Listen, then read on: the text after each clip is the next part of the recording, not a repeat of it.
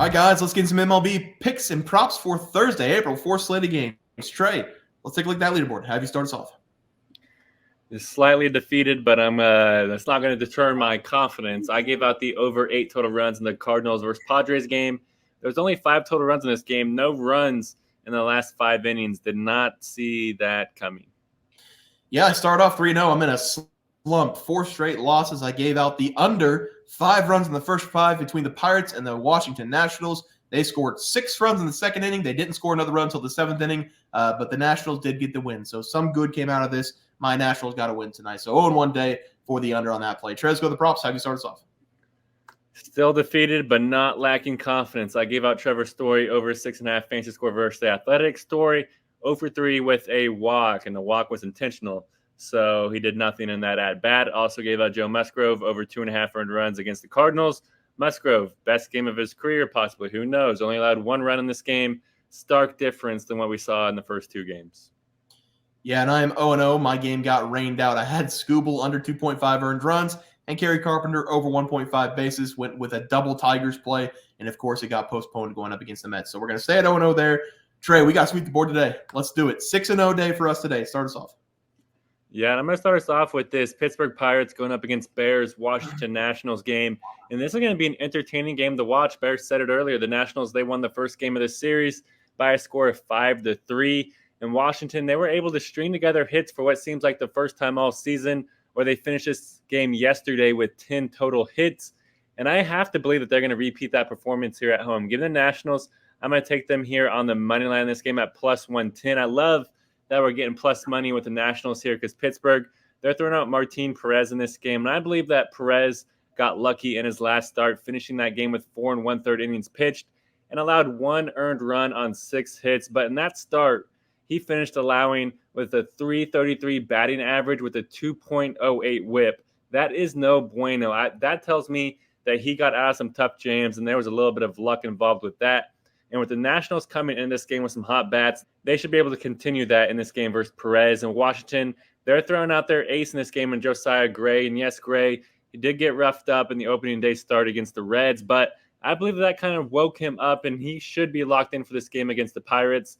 The Nationals, they won the first game in the series, and I expect them to want to keep this momentum going, and that's going to prepare them for this game. So give me the Nationals. I'm going to take them on the money line versus the Pirates. Love it. Love the play there from you, Trey. They're going to win that game big. For my play today, I'm going to be looking at the Miami Marlins going up against the St. Louis Cardinals. The Marlins have not picked up a win yet this season. I'm not entirely sure how that's possible because if you take a look at the batting lineup, they're loaded. And I know the pitching hasn't been great this season, but they should be able to score a lot of runs every single game. I'm going to take the Cardinals, though, in this game because of the pitching of the Marlins I've seen so far. And we're also going to get a matchup against Ryan Weathers, a guy who I talked about a lot last year. Give me the Cardinals here on the first 5 -1/2. We already talked about Ryan this season. I told you guys he hasn't had a very good career, and the Marlins are going to give him another chance to start this season. In his first game, he went 4 innings. He gave up 7 hits, 3 runs, 2 walks. That's exactly what it was like last season. I didn't see any improvements from last season to this season. If anything, I think he got even worse. The Cardinals were one of those teams that started out slow, but over the last few games, the Cardinals have turned it on, winning 3 of the last 5, scoring 5+ runs in 3 of the last 5 as well. We also have Lance Lynn on the mound. He has not pitched yet this season, but he's a well-known name. He's a veteran leader. His stuff has not been great ever since he left the Chicago White Sox, but I'm still going to trust him in this game over Ryan Weathers. Give me the Cardinals here on the first 5 -1/2 as the play. Trey, let's go to the props. Have you start us off? Yeah, I'm going to go back to my game pick game. I'm going to go with C.J. Abrams to go over his fantasy score against the Pirates. I really love this over for Abrams in this game. I expect that we're going to see him enjoy himself a day here because C.J., he got off to a decent start so far in 2024. He's batting .267 and has even hit a dinger already this year. And C.J., he's coming this game against Martin Perez, who is a lefty, and he's not faced off against very many lefties this year. So I assume he's probably going to be looking forward to this matchup. And with him being firmly planted at the top of the Nationals batting lineup, we should see him get a few extra opportunities in this game. And that's what I love to see in my overs. And I love that this is a home game for CJ.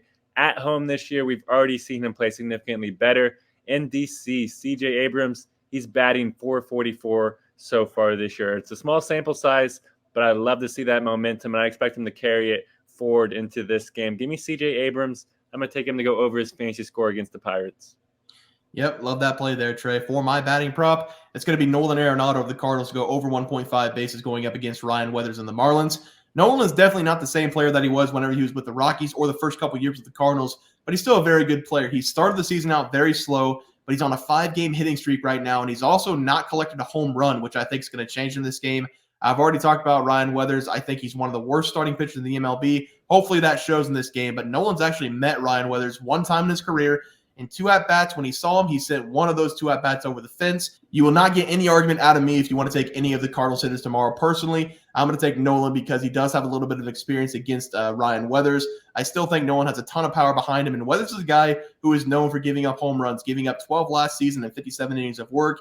Nolan's going to get a couple pitches he likes in this game. He's going to send one someplace hard. Give me Nolan Arenado to go over 1.5 bases as the play. Trey, let's go with the pitching props. Have you start us off? Yeah, I'm going to be attacking one of my favorite pitchers. It pains me to say it, but give me Pablo Lopez to go under strikeouts versus the Guardians. I love this under for Lopez in this game. It pains me to say because Lopez is one of my favorite pitchers in the MLB. While Lopez is one of the most high-volume strikeout pitchers in Major League Baseball, he's going to be getting a very tough matchup here versus the Guardians because over the last couple years, the Guardians, they've been one of the best plate discipline teams in the entire league, and that has continued into this year. Cleveland, they only strike out an average of 7.17 times per game, which is the 6th lowest in the MLB. So I expect Cleveland to rack up Lopez's pitch count here in this game like they do against every opposing pitcher and try to get an early exit out of him. And in Lopez's 3 games versus the Guardians last year, he only averaged 7.3 strikeouts per game. And that is very low for a guy that usually goes 7, 8, 9, sometimes even reaches 10-plus strikeouts. So I expect him to struggle here again in this game. Give me Pablo Lopez to go under his strikeouts versus the Guardians. Yeah, Trey, I like that play there for you. For my play today, we're going to be looking at the Kansas City Royals. Give me Seth Lugo to go under 2.5 earned runs going up against the White Sox.